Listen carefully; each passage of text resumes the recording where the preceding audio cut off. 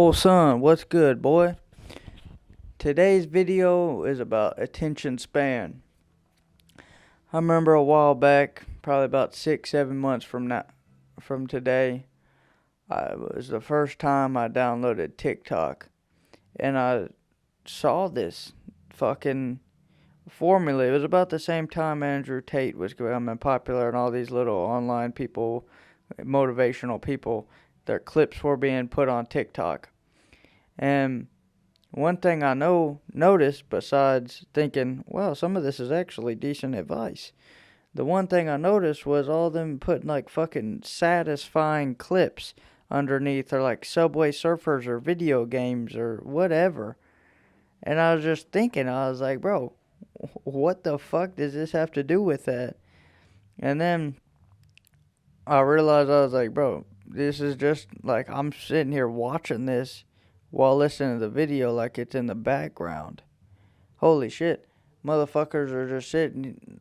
People's attention spans are so shit nowadays that you have to put a fucking Subway Surfers underneath it. Honestly, it's kind of fucking sad. I mean,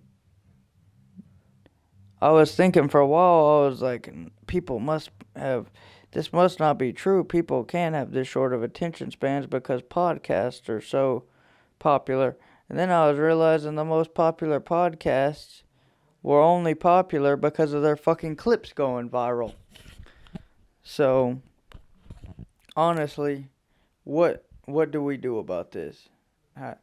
How do you change your attention span from only being able to digest clips with TikTok or whatever the fuck to actually consuming something that has worth to it? How do you transfer that to where you can actually watch long form content? Well, the first thing I would say is you need to fucking detox. You'll hear all these people talk about, oh, dopamine detox. You got a dopamine detox. You really got to, son. Go out, get you some like fucking, like right now me, I'm working construction and I have so much, and it's really chill to be honest. The work's hard as fuck, but so I have no time whatsoever to go and look and scroll on my phone. Do that for about 8 hours. Now you're 8 hours done. You get home. What else do I gotta do? Say you wake up early so the morning's out of the picture for binging some shit like that. You get home, find you some hobbies, son. I like to do a couple things. I like to oil paint. I like woodworking. I like playing certain instruments and singing and shit like that. As well as just go outside, dog. Go outside, absorb nature. I'd say the easiest way to do this is to find some sort of alternate medium. See, my main thing with watching shit and just all sorts of content and stuff like that is I get addicted to learning more and more, but I never actually implement it. So here's a quick little suggestion.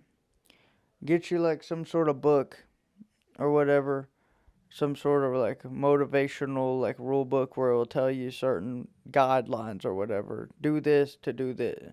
Do this and get this out of doing this. And each thing you read, go out and actually try to implement that in your life. Like, for example, there's this book called Win Friends and Influence People. It's real famous. It was by Dale Carnegie. It's by Dale Carnegie, the same fucking guy who was like a millionaire back in the 20s and shit like that. He'll say, nod and smile at people. Start nodding and smiling at people.